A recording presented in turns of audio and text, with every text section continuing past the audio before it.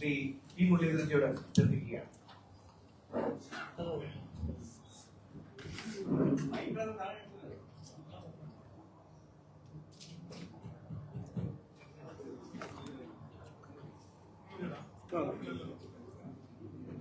ഈ കഴിഞ്ഞ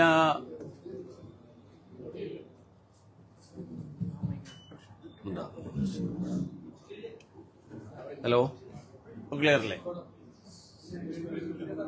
ഹലോ ഇല്ല, കേൾക്കാലോ?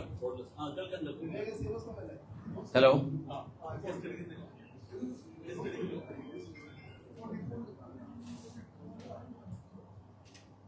ഞാൻ ഇന്ന് നിങ്ങളെല്ലാവരെയും ഭാരതീയ ജനതാ പാർട്ടിയോടൊപ്പം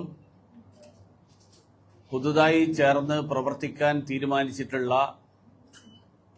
തിരുവനന്തപുരത്ത് ഒരു പരിചയപ്പെടുത്തലിന്റെ ആവശ്യമില്ലാത്ത പ്രത്യേകിച്ച് യുവജന വിദ്യാർത്ഥി പ്രസ്ഥാനങ്ങളിൽ സജീവ സാന്നിധ്യമായിരുന്ന ഒരാളെ സ്വാഗതം ചെയ്യാൻ വേണ്ടിയാണ് ഒരുമിച്ച് വന്നിട്ടുള്ളത്.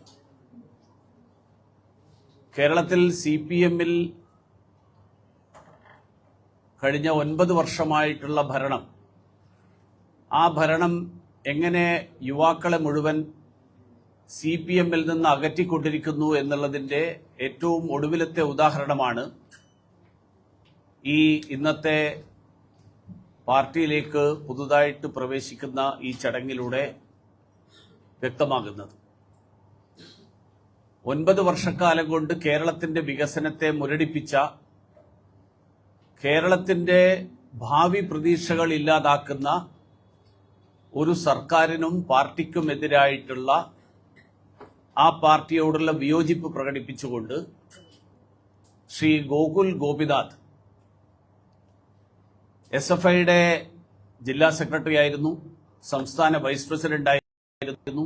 അതേ കാലയളവിൽ SFIയുടെ സംസ്ഥാന വൈസ് പ്രസിഡന്റ് ആയിരുന്നു.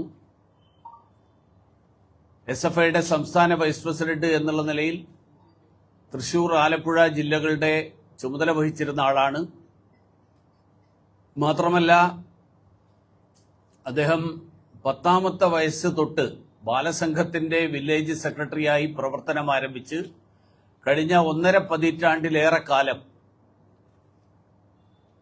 CPM-ന്റെ വിദ്യാർത്ഥി യുവജന പ്രസ്ഥാനങ്ങളുടെ മുഖമായി സജീവ സാന്നിധ്യമായി പ്രവർത്തിച്ച ഒരാൾ, കേരള സർവകലാശാലയിലെ സെനറ്റ് സിൻഡിക്കേറ്റ് അംഗമായിരുന്ന ഒരാൾ, നിലവിൽ കൊടപ്പനക്കുന്ന് ലോക്കൽ കമ്മിറ്റി അംഗവും മണ്ണടി ബ്രാഞ്ച് സെക്രട്ടറിയുമായിട്ടുള്ള ഒരാൾ, അതോടൊപ്പം തിരുവനന്തപുരത്തെ വിദ്യാർത്ഥി യുവജന പ്രവർത്തനങ്ങൾ CPM-ന് വേണ്ടി ഏകോപിപ്പിച്ചിരുന്ന, പ്രത്യേകിച്ച് 2016-ൽ പിണറായി വിജയന്റെ നേതൃത്വത്തിലുള്ള ഈ ഇപ്പോഴത്തെ സർക്കാർ തെരഞ്ഞെടുക്കപ്പെടുന്നതിന് വേണ്ടിയുള്ള തെരഞ്ഞെടുപ്പിൽ, ആ തെരഞ്ഞെടുപ്പിലെ വാർ റൂമിന്റെ ചുമതലയടക്കം നോക്കിയിരുന്ന ഒരാൾ എന്നുള്ള നിലയിൽ അദ്ദേഹം ഭാരതീയ ജനതാ പാർട്ടിയിൽ ചേരാൻ തീരുമാനിച്ച സാഹചര്യത്തിൽ അദ്ദേഹത്തെ ഭാരതീയ ജനതാ പാർട്ടിയിലേക്ക് സ്വീകരിക്കുന്നതിന് വേണ്ടിയിട്ടുള്ള ചടങ്ങിൽ എത്തിയിട്ടുള്ള എല്ലാവർക്കും സ്വാഗതം. ശ്രീ ഗോകുലിനെ പരിചയപ്പെടുത്തുക എന്നുള്ളതാണ് ഞാൻ എന്റെ ചുമതല. ബഹുമാന്യനായിട്ടുള്ള സംസ്ഥാന അധ്യക്ഷൻ അദ്ദേഹത്തിന് പാർട്ടിയിൽ ഔപചാരികമായിട്ടുള്ള അംഗത്വം നൽകി സ്വീകരിക്കും. അതിനു മുൻപ് ഈ കാര്യങ്ങൾ വിശദീകരിക്കാൻ ശ്രീ ഗോകുൽ നമ്മളോട് സംസാരിക്കും.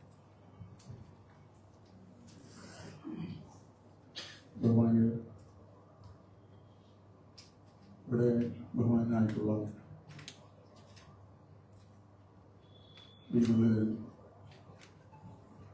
സൂചിപ്പിച്ചതുപോലെ ഇവിടെ കഴിഞ്ഞ 17 കൊല്ലം കേരളത്തിലെ കമ്മ്യൂണിസ്റ്റ് പാർട്ടി ഓഫ് ഇന്ത്യ മാർക്സിസ്റ്റിന്റെയും SFIയുടെയും DYFIയുടെയും ഒക്കെ പ്രാദേശിക തലം മുതൽ, യൂണിറ്റ് തലം മുതൽ ഈ പ്രസ്ഥാനങ്ങളുടെ എല്ലാം വിവിധ ചുമതലകൾ വഹിച്ചിരുന്ന ഒരാളാണ് ഞാൻ. കേവലം ക്യാമ്പസിലെത്തിയപ്പോ SFI ആയ ആളല്ല, ആൾക്കൂട്ടം കണ്ടപ്പോ DYFI ആയ ആളല്ല. എന്തെങ്കിലും താല്പര്യത്തിന്റെ പേരിൽ CPM ആയ ആളല്ല. എന്റെ കുടുംബം ഒരു കമ്മ്യൂണിസ്റ്റ് കുടുംബമാണ്, തൊഴിലാളി കുടുംബമാണ്. ആ കുടുംബ പശ്ചാത്തലത്തിൽ ജനിച്ചതുകൊണ്ട് ഞാൻ അറിയാതെ CPM ആയ ആളാണ്. അതെന്റെ ഉത്തരവാദിത്തമല്ല. ഞാൻ CPM ആയതാണ്. ആരും എന്നെ ആക്കിയതല്ല. അതെന്റെ ചോയ്സ് അല്ല. എന്റെ ജീവിത പശ്ചാത്തലങ്ങൾ എന്നെ അതിലേക്ക് അടുപ്പിച്ചതാണ്. അങ്ങനെ 17 വർഷം CPMന്റെ ഭാഗമായി പ്രവർത്തിച്ച് ഞാൻ വിവിധ ചുമതലകൾ വഹിച്ചിട്ടുണ്ട്. നേരത്തെ മുരളിച്ചേട്ടൻ സൂചിപ്പിച്ചതുപോലെ തിരുവനന്തപുരത്തെ SFIയെ സെക്രട്ടറി എന്ന രീതിയിൽ നയിച്ച്, സംസ്ഥാനത്തെ SFIയെ സംസ്ഥാന ഉപാധ്യക്ഷൻ എന്ന രീതിയിൽ നയിച്ച്, സർവകലാശാലയിലെ ചുമതലകൾ വഹിച്ച്, ഈ ചുമതലകളെല്ലാം എന്നിലെത്തുന്നത് ഏതെങ്കിലും ഒരു ആളിന്റെ സാധാരണയായി CPMൽ നിന്ന് കാണുന്നത് പോലെ പെട്ടിതൂക്കുകാരുടെ ഒരു ശിങ്കിടിയായിട്ടല്ല, ഒരു കൂലിപ്പണിക്കാരന്റെ ഒരു കെട്ടിട നിർമ്മാണ തൊഴിലാളിയുടെ മകനായിട്ടാണ് ജനിക്കുന്നത്. ആ കെട്ടിട നിർമ്മാണ തൊഴിലാളി എന്ന എന്റെ അച്ഛന്റെ മകനായി ഞാൻ ജനിച്ച് ഒരു വ്യക്തിയുടെയും താല്പര്യത്തിന്റെ പേരിലല്ല, എന്റെ സംഘടനാ പ്രവർത്തനത്തിന്റെ മെറിട്ടാണ് ചുമതലകളിലേക്ക് ഞാൻ എത്തിയത്. ആ ചുമതലകൾ നിർവഹിക്കുമ്പോൾ സത്യസന്ധമായി നിർവഹിക്കാൻ ഏൽപ്പിക്കുന്ന ചുമതലകൾ ഇരിക്കുന്ന പദവിയുടെ അടിസ്ഥാനത്തിൽ നിർവഹിക്കാൻ കഴിയാത്ത ഒരിടമായി CPM, SFI, DYFI എല്ലാം മാറി. കേരളത്തിൽ CPMനെയും വിദ്യാർത്ഥി സംഘടനയെയും യുവജന സംഘടനയെയും ആരാണ്, എങ്ങനെയാണ്, ആരൊക്കെയാണ് നിയന്ത്രിക്കുന്നതെന്ന് ഞാൻ പറയുന്നതിനേക്കാൾ കൂടുതൽ നന്നായി അതിനെയെല്ലാം നിരീക്ഷിക്കുന്ന നിങ്ങൾ മാധ്യമ പ്രവർത്തകർക്കറിയാം, പൊതുസമൂഹത്തിനറിയാം.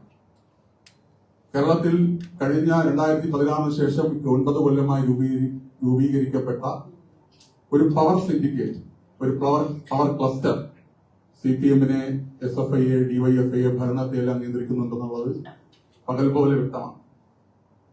ഈ പവർ ക്ലസ്റ്ററിനെതിരായി വിവിധ ഘട്ടങ്ങളിൽ സംഘടനയുടെ താല്പര്യം ഉയർത്തിപ്പിടിച്ചു, യുവജനങ്ങളുടെ, വിദ്യാർത്ഥികളുടെ താല്പര്യം ഉയർത്തിപ്പിടിച്ചു എന്നതാണ് ഞാൻ ചെയ്ത അപരാധം. ആ അപരാധത്തിന്റെ ഭാഗമായി വിവിധങ്ങളായിട്ടുള്ള സാമൂഹികമായും വ്യക്തിപരമായിട്ടുള്ള അധിക്ഷേപങ്ങൾ കഴിഞ്ഞ കാലങ്ങളിൽ എനിക്ക് നേരിടേണ്ടി വന്നിട്ടുണ്ട്.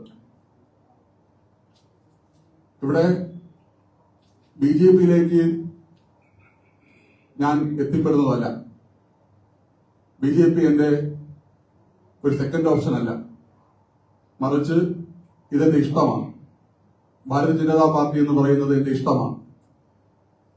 ഞാൻ കഴിഞ്ഞ കാലങ്ങളിൽ ഞാൻ അറിയാതെയോ എങ്ങനെയാണോ കഴിഞ്ഞ രാഷ്ട്രീയ പ്രവർത്തനത്തിന്റെ ഭാഗമായി പ്രവർത്തിച്ചത്, അതിനേക്കാൾ കൂടുതൽ ഊർജത്തോടെ, കൂടുതൽ കരുത്തോടെ, ഏതെങ്കിലും പ്രത്യേകമായിട്ടുള്ള സങ്കുചിതമായിട്ടുള്ള തത്വശാസ്ത്രത്തിന്റെയോ നീതിശാസ്ത്രത്തിന്റെയോ ഭാഗമായിട്ടല്ല, മറിച്ച് രാഷ്ട്രബോധമെന്ന രാഷ്ട്രീയ ബോധത്തെ മുൻനിർത്തിക്കൊണ്ടുള്ള പ്രവർത്തനങ്ങൾ വരുന്ന ആളുകളിൽ ഏറ്റെടുക്കുക എന്നുള്ളതാണ് എന്റെ ഉത്തരവാദിത്വം.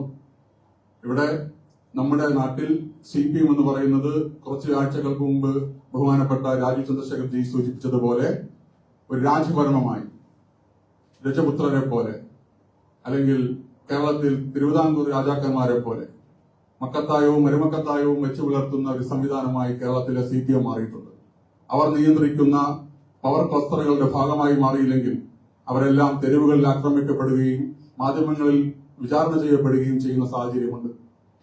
ആ സാഹചര്യത്തിന്റെ ഭാഗമായിട്ടാണ്, അത്തരം അനീതികൾക്കെതിരെയുള്ള ചോദ്യം ചെയ്യലുകളുടെ ഭാഗമായിട്ടാണ് ഞാൻ CPM വിട്ടിട്ടില്ല.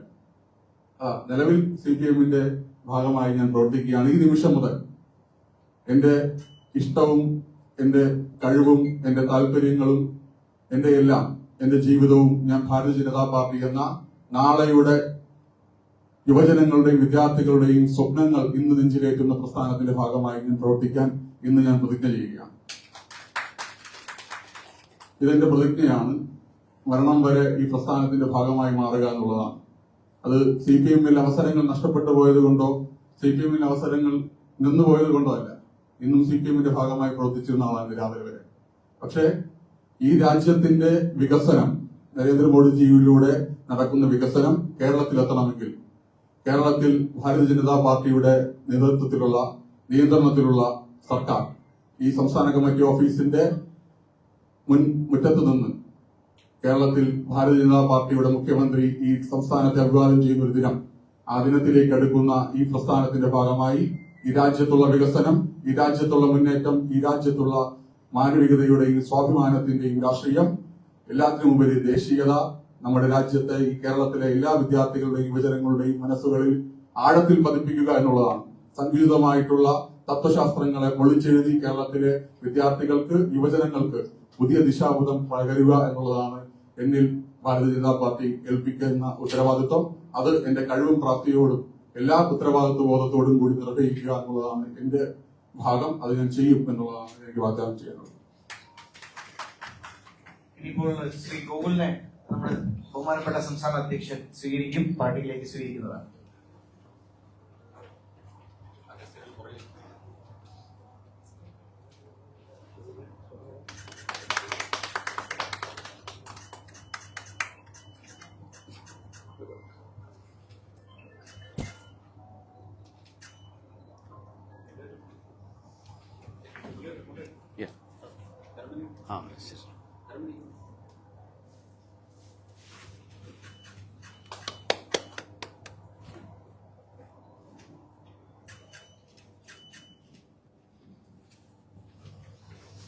ബഹുമാനപ്പെട്ട സംസ്ഥാന അധ്യക്ഷൻ ശ്രീ രാജീവ് ചന്ദ്രശേഖരത്തിൽ രണ്ടു വാക്ക് സംസാരിക്കുന്നതാണ്.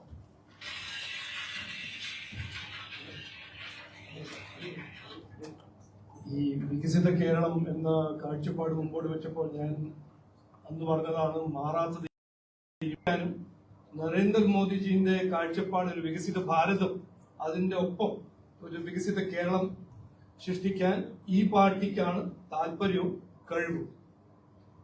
അതിന്റെ ഞാൻ പറഞ്ഞ പോലെ യൂത്ത് ആണ് ഇവരുടെ ഈ വികസിത കേരളം കാഴ്ചപ്പാടിന്റെ ഏറ്റവും പ്രധാനപ്പെട്ട ഒരു സ്റ്റേക്ക് ഹോൾഡർ. അപ്പോ അദ്ദേഹത്തെ ഞാൻ സ്വാഗതം ചെയ്യുന്നു. എല്ലാവിധ എന്റെ ആശംസകൾ, എല്ലാ ബെസ്റ്റ് വിഷസും ഞാൻ അദ്ദേഹത്തിന് കൊടുക്കുന്നു. ഒന്നോ രണ്ട് കാര്യങ്ങൾ ഇനിയും പറയാനുണ്ട്. ഗോകുൽ പറഞ്ഞ പോലെ ഇന്ന് CPM-ലും കോൺഗ്രസിലും ഒരു വ്യത്യാസമുണ്ട്. പണ്ട് കാലത്ത് കോൺഗ്രസ് ആയിരുന്നു ഒരു രാജവംശത്തിന്റെ ഒരു പാർട്ടി. ഇന്ന് കോൺഗ്രസും LDF-ഉം CPM-ഉം ഈ രണ്ട് പാർട്ടിയിലും രാജവംശം, അഴിമതി, വികസനമില്ലാത്തൊരു ദുർഭരണം ആണ് എവിടെ നോക്കിയാലും. അത് 10 കൊല്ലം UPA സർക്കാർ ആയിരുന്നോ, 2004 മുതൽ 2014, അല്ലെങ്കിൽ 2016 മുതൽ 2025 ഇവിടെ, അല്ലെങ്കിൽ കർണാടക, ബാംഗ്ലൂർ ഇന്നത്തെ ഫ്ലഡ് നോക്കിയാലോ, ഹിമാചൽ പ്രദേശിൽ കോൺഗ്രസ് സർക്കാരോ, കർണാടകയിൽ കോൺഗ്രസ് സർക്കാരോ, തെലങ്കാനയിൽ, ഈ രാജവംശം എന്ന് വരുമ്പോൾ, ആ ഒരു പാർട്ടിയിൽ രാജവംശം എന്നൊരു ഫിനോമിനൻ വരുമ്പോൾ അതിന്റെ ഒപ്പം വരുന്നത് അഴിമതിയും ദുർഭരണം. അത് നമ്മൾ ഇവിടെയും കണ്ടിട്ടുണ്ട്. 2004 മുതൽ 2014 കോൺഗ്രസിന്റെ സർക്കാരിനും കണ്ടിട്ടുണ്ട്. ഇന്നും കോൺഗ്രസ് സർക്കാർ കാണുന്നുണ്ട്, CPM-ന്റെ സർക്കാർ ഈ കഴിഞ്ഞ 9 കൊല്ലം.